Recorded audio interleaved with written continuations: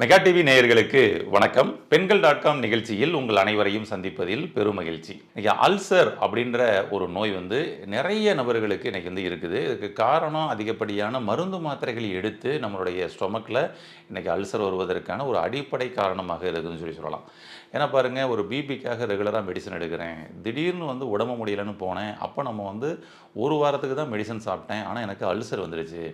2 நாள் தான் மெடிசன் சாப்பிட்டேன், எனக்கு அல்சர் வந்துடுச்சு அப்படின்னு சொல்லிட்டு நம்மளுடைய வயிற்று பகுதியில் புண்ணு வந்துருச்சு, இதனால நான் சாப்பிட முடியலை, எந்த ஒரு உணவும் என்னால் எடுத்துக்கிற முடியலை அப்படின்ற நிலைக்கு இன்றைக்கி நிறைய மக்கள் வந்திருக்கிறாங்க. அப்போ இந்த மாத்திரையினுடைய வீரியம் நம்மளுடைய இரைப்பையவே பார்த்திங்கன்னா புண்ணாக்குது. அப்படிங்கும் பொழுது நம்ம அந்த அந்த இடத்துல நாம் கொஞ்சம் சில விஷயங்களை ஃபாலோ பண்ணோம்னா இந்த மருந்து மாத்திரைகள்னால் ஏற்படக்கூடிய இந்த புண்ணு வராமல் தவிர்க்கலாம். கிட்டத்தட்ட நமக்கு மருத்துவர்கள் எல்லா பேருமே இந்த மாதிரி ரொம்ப ஹெவி டோஸ் மெடிசன்ஸ் அப்படின்னா இது அவசியம் உணவுக்கு பின்னாடி எடுத்துக்கோங்க, ஏதாவது சாப்பிட்டுட்டு எடுங்க அப்படின்னு சொல்லிட்டு சில கண்டிஷன்ஸ் உங்களுக்கு கொடுப்பாங்க. அது அவசியம் அது மாதிரி ஃபாலோ பண்ணுறது தான் ரொம்ப நல்லது. அது மாதிரி புண்ணு ஆக்கக்கூடிய சில மெடிசன்ஸ் இருந்ததுன்னா எக்ஸ்ட்ரா சில மெடிசன்ஸும் ஆட் பண்ணி தருவாங்க. அந்த எக்ஸ்ட்ரா சில மெடிசன்ஸும் நீங்கள் ஆட் பண்ணி சாப்பிடலை அப்படின்னு சொல்லி சொன்னால் அங்கேயும் புண்ணு வருவதற்கான வாய்ப்புகள் இருக்குதுங்களா. அதாவது மருந்து மாத்திரைகள்னால் ஏற்படக்கூடிய புண்ணுன்றது ஒன்று. ஆனால் மருந்து மாத்திரையே சாப்பிடலைங்க, ஆனால் என்னோடய வயிற்றில் இன்றைக்கி அல்சர் வந்திருக்குது, ஸ்மால் இன்டெஸ்டைனில் அல்சர் வந்திருக்குது, அதனால் நான் எந்த உணவும் சாப்பிட முடியலை, உள்ள தண்ணி கூட குடித்தா கூட உள்ளே போயிட்டு எரியுது அப்படின்ற மாதிரி இன்றைக்கி பல நபர்கள் அவசரப்பட்டு கிடக்கிறாங்க.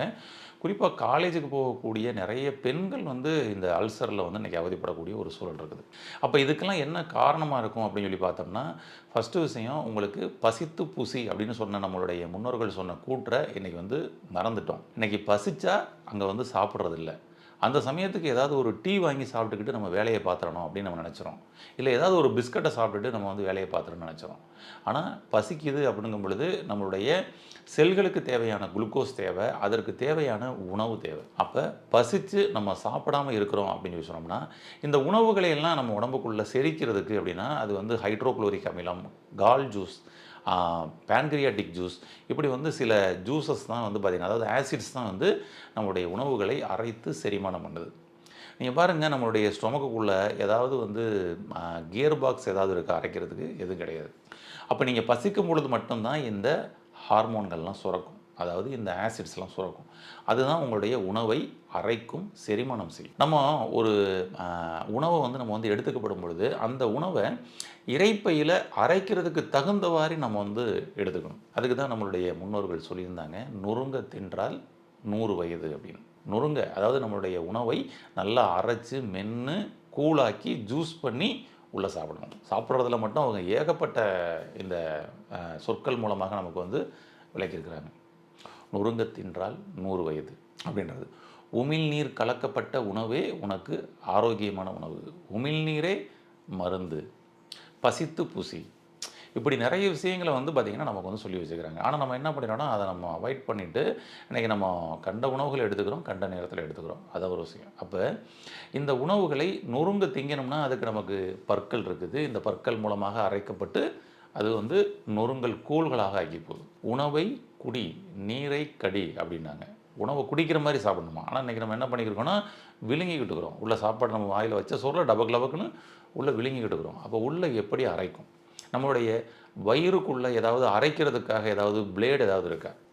நம்ம வீட்டில் பயன்படுத்தக்கூடிய ஒரு மிக்சி இருக்குது. இந்த மிக்சியில் ஒரு தேங்காயை அரைக்கிறீங்க அப்படி வச்சுக்கோங்க. ஒரு தேங்காயை அரைக்கிறீங்க, என்ன பண்ணுவீங்க? அந்த தேங்காயை எடுத்து நல்லா சின்ன சின்ன பீஸாக கட் பண்ணி அதை தூவி, அதாவது சின்ன சின்ன தூள்கள் மாதிரி ஆக்கி அதை திரும்ப மிக்சியில் போட்டு நம்ம அரைப்போம். இந்த மிக்சி தான் ஆல்ரெடி இரும்பு பிளேடு, அதோட வாட்ஸுமே பார்த்திங்கன்னா நல்ல ஹை வாட்ஸ், அதாவது ஹை பவர் வைண்டிங் பண்ணக்கூடியது, வைண்டிங் பண்ணியிருக்கிறாங்க, நல்ல ஸ்பீடில் ஓடக்கூடியது. நீங்கள் அப்படியே இந்த முழு தேங்காயை உள்ளே போட்டு அரைக்கலாம்ல. ஆனால் அந்த ஒரு மிக்சியில் நம்ம அப்படி பண்ண மாட்டோம். சின்ன சின்ன பீஸாக கட் பண்ணி போட்டு தான் அரைப்போம். அப்போ இதுக்குள்ளே இரும்பு பிளேடு இருக்குதுன்னு தெரியும், இதுக்குள்ளே நம்ம நல்லா வைண்டிங் பண்ணி நல்ல ஹெவி வைண்டிங் இருக்குதுன்றது தெரியும். இது போக ஒரு அம்மா இதுக்கு நான் கேரண்டின்னு வேறு சொல்லியிருக்கிறாங்க. இருந்தாலும் நம்ம என்ன பண்ணிக்கிறோம், சின்ன சின்ன பீஸாக கட் பண்ணி தான் உள்ளே அரைக்கிறோம். ஏன்னா அந்த மிக்சியை ஒரு 5000 ரூபா பணம் போட்டு நம்ம வாங்கி வச்சுருக்கிறதுனால ரிப்பேர் ஆகிடக்கூடாது அப்படின்னு. ஆனால் நம்ம உடம்புக்குள்ளே இந்த வயிறை எந்தவித பணமும் போட்டு வாங்காமல் ஃப்ரீயாக நம்ம இறைவன் கொடுத்ததுனால நம்ம என்ன பண்ணிக்கிட்டு இருக்கிறோம், வயிற்றுக்குள்ளே முழுசாக உள்ளே தள்ளிக்கிட்டு இருக்கோம், நீ அரைச்சிக்க அப்படின்னு சொல்லிட்டு. நம்மளுடைய வயிறுக்குள்ளே இது மாதிரி வந்து ஏதாவது பிளேடு, வைண்டிங், காயிலு, ஏதாவது வந்து கியர் பாக்ஸ் ஏதாவது இருக்குதா உள்ளே அரைக்கிறதுக்குன்னு? எதுவுமே கிடையாது. அப்போ எது அரைக்குது? ஏற்கனவே சொன்ன மாதிரி ஆசிட்ஸ், ஃபுல்லாக ஆசிட்ஸ் தான். அப்போ அந்த ஹைட்ரோகுளோரிக் அமிலம், பித்த நீர், கணைய நீர், இண்டஸ்ட்ரியல் ஜூஸ் இவங்கெல்லாம் சேர்ந்து தான் உணவுகளை கூழாக்குறாங்க. அரைச்சு அதை அப்படியே நைஸாக கூழ்களாக்குறாங்க. அப்போ இவங்கெல்லாம் எப்படி சுரக்கிறாங்க? நீங்கள் உணவை உள்ளே போட்டோன்னா சுரந்துருமா? அதான் இல்லை. எல்லாம் இந்த இந்த மாதிரி ஆசிட் சுரக்கிறது உணர்வுகளின் தூண்டுதல் மூலமாக தான் நடக்கும். அப்போ பசி என்ற உணர்வு உங்களுக்கு வந்த உடனே இந்த ஆசிட்ஸ் எல்லாம் சுரக்க ஆரம்பிக்கும். ஆனால் நம்ம என்ன பண்ணிக்கிறோம்? பசி எடுக்குதோ எடுக்கலையோ, எனக்கு டைம் மணி 2 ஆச்சு, சாப்பிட்றணும். நைட்டு வந்து சாப்பாடு சாப்பிட்ருப்போம். திடீர்னு நம்ம ஃப்ரெண்டு வந்து வாங்க வெளியில் போய்ட்டு வருவோம்னு சொல்லி வெளியில் ஹோட்டலுக்கு கூப்பிட்டு போவார். ஹோட்டலில் போய் சாப்பிட்றோம். பசியே இல்லை. அந்த பசி என்ற உணர்வே இல்லாமல் நம்ம வந்து சாப்பிட்டுக்கிட்டு இருக்கோம். இப்போ எப்படி இந்த ஆசிட் சுரக்கும்? கரெக்டுங்களா?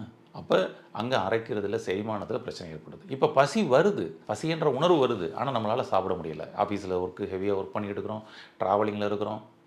ஏதோ ஒரு சில காரணங்களை நம்ம போட்டுக்கிட்டு என்ன பண்ணிடணும்னா பசி எடுத்தும் சாப்பிடாமல் இருக்கிறோம். அந்த சமயத்தில் அந்த ஆசிட்ஸ் இருக்கு இல்லையா, அந்த ஆசிட்ஸ் வந்து நம்மளுடைய இரைப்பையினுடைய உட்புற சுவர்களை பாதிப்படைய செய்யுது. உணவு குழாயினுடைய உட்புற சுவர்களை பாதிப்படைய செய்யுது. சிறுகுடலினுடைய உட்புற சுவர்களை பாதிப்படைய செய்யுது. இப்போ இந்த இடத்துல டேமேஜ் ஆயிடுச்சு அப்படின்னு சொல்லி சொன்னோம்னா, அதுக்கப்புறம் நீங்கள் என்ன சாப்பிட்டாலும் அந்த புண்ணு மேலே தான் போய் உழுகுதா, அதனால் உங்களுக்கு வலி, எரிச்சல் இதெல்லாம் நமக்கு வந்து கொடுக்க ஆரம்பிச்சிருது. ஒரு உணவை கூட கொண்டு போக முடியலைங்க, என்னோடய வயிறு கப்பன்னு எரியுதுங்க, வலிக்குதுங்க, அதுக்குள்ளே போய் உணவு உளுந்தோன்னா தான் வலிக்குதுங்க அப்படின்னு இன்றைக்கி நிறைய பேர் அவஸ்தைப்பட்டு கேட்குறாங்க. இப்போ வெளியில் இருக்கக்கூடிய ஸ்கின்னில் வரக்கூடிய புண்ணுலாம் நீங்கள் மருந்து போட்டாலும் போடலைனாலும் கூட ஆட்டோமேட்டிக்காக ஆறிடுது. ஆனால் அந்த வயிற்றுக்குள்ளே வந்த அல்சர் லைஃப் டைம் இன்றைக்கி இருக்குது நிறைய பேருக்கு. 5 வருஷமாக அல்சரில் அவஸ்தைப்படுறேன், 15 வருஷமாக அல்சரில் அவஸ்தைப்படுறேன், அதுக்கு நான் அந்த மெடிசன்ஸை ஒன்று சாப்பிட்டுட்டு சாப்பிடணும் அப்படின்னு சொல்லிட்டு ஒவ்வொருத்தவங்களும் ஒவ்வொரு மாதிரி இன்றைக்கு இருக்கிறாங்க. இன்றைக்கி நம்ம சுவாசி இயற்கை மருத்துவமனைக்கு வரக்கூடிய நபர்களில் இந்த மாதிரி நிறைய பேர் வந்து பார்த்திங்கன்னா அந்த அல்சரில் 10 வருஷம், 15 வருஷம், 20 வருஷம்னு சொல்லிட்டு சொல்லும் பொழுது அதில் ஆச்சரியமாக இருக்குது. ஆக்சுவலி விஷயம் என்னென்னா, அல்சரே மாத்திரைனால தான் வந்துச்சு அப்படின்னா, அல்சருக்கு ஒரு மாத்திரை சாப்பிட்டா சரியாயிருமா அப்படின்ற ஒரு நிலையில் தான் மக்கள் இருக்கிறாங்க. அது கிடையாதுங்க. உங்களுடைய இரைப்பையில் இருக்கக்கூடிய அந்த லேயரை நீங்கள் மீண்டும் புதுப்பிக்கணும்.